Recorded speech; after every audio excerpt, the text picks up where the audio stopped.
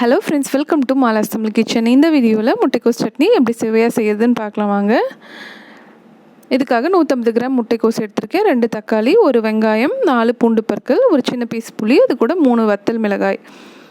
இப்போ ஒரு கடாய் சூடு பண்ணிக்கிட்டு அதில் 2 டேபிள் ஸ்பூன் எண்ணெய் சேர்த்துக்கலாம். எண்ணெய் காஞ்சதும் இதில் 2 டேபிள் ஸ்பூன் கடலைப்பருப்பு சேர்த்துருக்கேன்.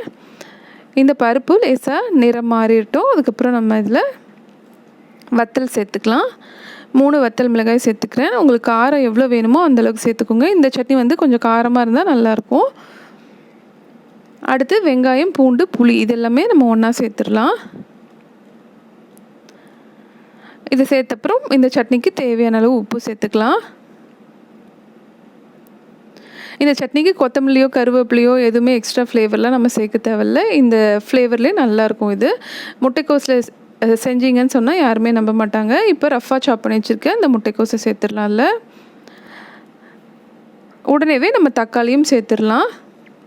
இந்த தக்காளி முட்டைக்கோஸ் எல்லாமே வந்து நல்லா வதங்கினப்புறம் நம்ம இதை ஆஃப் பண்ணி நல்லா ஆற விட்டுட்டு சட்னி அரைச்சி எடுத்துக்கலாம். தேங்காய், பொட்டுக்கடலை எதுவுமே நம்ம இதுக்கு சேர்க்க தேவையில்லை.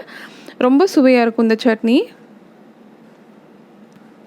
இட்லி, தோசை, பூரி, சப்பாத்தி எல்லாத்துக்குமே நம்ம சைட் டிஷ்ஷாக வச்சுக்கலாம். நல்லா ஆறிச்சு. இப்போ நான் ஒரு மிக்ஸி ஜாருக்கு ட்ரான்ஸ்ஃபர் பண்ணி வச்சுருக்கேன்.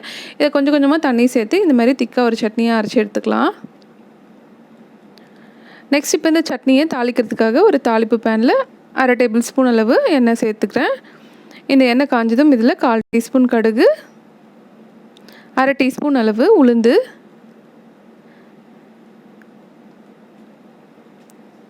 கூடவே ஒரு வத்தல் மிளகாயும் கருவேப்பிலையும் சேர்த்து தாளித்து இந்த சட்னியில் கொட்டிடலாம். ரொம்ப சிம்பிளாக செய்யக்கூடிய இந்த சட்னியை நீங்களும் ட்ரை பண்ணி பாருங்கள். உங்கள் குழந்தைங்க வந்து காய்கறி சாப்பிடல அப்படின்னு சொல்லிட்டு நீங்கள் வருத்தப்படாதீங்க. இந்த மாதிரி ஒரு வித்தியாசமான சட்னியை செஞ்சு கொடுங்க. அவங்க வந்து தக்காளி சட்னி நினச்சிட்டு இதை சாப்பிட்ருவாங்க. நமக்கும் முட்டைக்கோஸ் கொடுத்தோன்னு ஒரு திருப்தி இருக்கும். இந்த முட்டைக்கோஸ் சட்னி ரெசிபியை நீங்களும் உங்கள் வீட்டில் ட்ரை பண்ணி பாருங்கள். ட்ரை பண்ணி பார்த்துட்டு உங்கள் கருத்துக்களை எனக்கு சொல்லுங்கள். வீடியோ பிடிச்சிருந்தா மறக்காமல் மாலாஸ் தமிழ் கிச்சன் சேனலை சப்ஸ்கிரைப் பண்ணுங்கள்.